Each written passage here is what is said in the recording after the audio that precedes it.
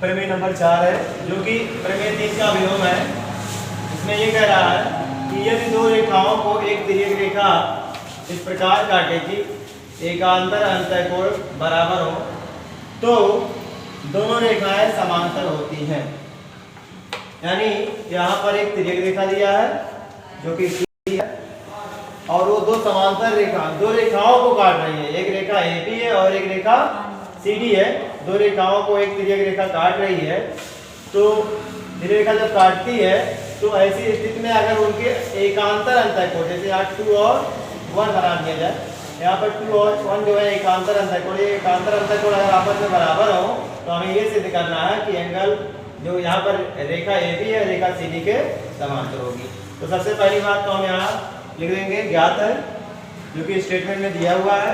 क्या ज्ञात है, हम फिगर को देखते हुए लिखेंगे कि तिर्यक रेखा T दो रेखाओं AB और CD को क्रमशः बिंदु P और बिंदु Q पर काटती है। तो जब बिंदु P और बिंदु Q पर काटती है तो यहाँ पर एकांतर कोणों का एक युग्म हमें प्राप्त होता है। क्या?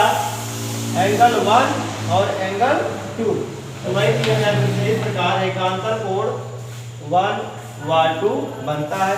और यहाँ पर ये भी दे दिया गया कि एकांतर कोण बराबर हो तो बराबर भी दिखा देंगे हम। और हमें सिद्ध क्या करना है, दोनों रेखाएं समांतर है, अर्थात हमें ये सिद्ध करना है कि रेखा AB समांतर रेखा CD के। तो इसके लिए हम उत्पत्ति लिखेंगे, अर्थात हम वहाँ से इसको सिद्ध करना शुरू करेंगे जहाँ से हमें ज्ञात होगा।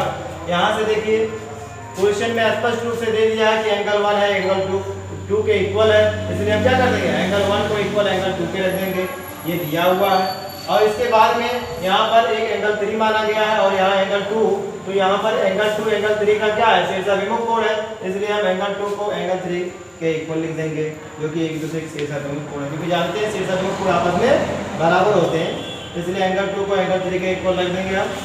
और यहाँ से एंगल 2 एंगल 3 के इक्वल है, इसी 2 का वैल्यू 3 हम यहाँ पर पहले वाले रिलेशन में रख देंगे यहाँ पर। तो एंगल 1 एंगल 2 के था, 2 के जगह पर हम 3 रख देंगे क्योंकि 2 इक्वल है 3 के, तो एंगल 1 इक्वल एंगल 3 के हो जाएगा। और यहाँ से एंगल 1 और एंगल 3 एक दूसरे के क्या है, करेस्पॉन्डिंग एंगल यानी संगत कोण है। और संगत कोण एक दूसरे के बराबर तभी होते हैं जब कोई तिर्यक रेखा दो समांतर रेखाओं को काटती हो। यहाँ से स्पष्ट हो रहा है कि संगत कोण 1 और 3 एक दूसरे के बराबर हो गए, अतः हम कह सकते हैं कि यहाँ पर एक AB रेखा CD रेखा के समांतर है और यह संगत कोण अभिनिवेश से संभव है। जैसा कि संगत कोण में हमने पढ़ा कि जब दो रेखाओं को एक तिर्यक रेखा काट रही हो और उनके संगत कोण बराबर हो तो वो रेखाएं एक दूसरे के समांतर होती है, यही संगत कोण अभिनिवेश है। इस प्रकार से AB को हम CD के समांतर सिद्ध करेंगे।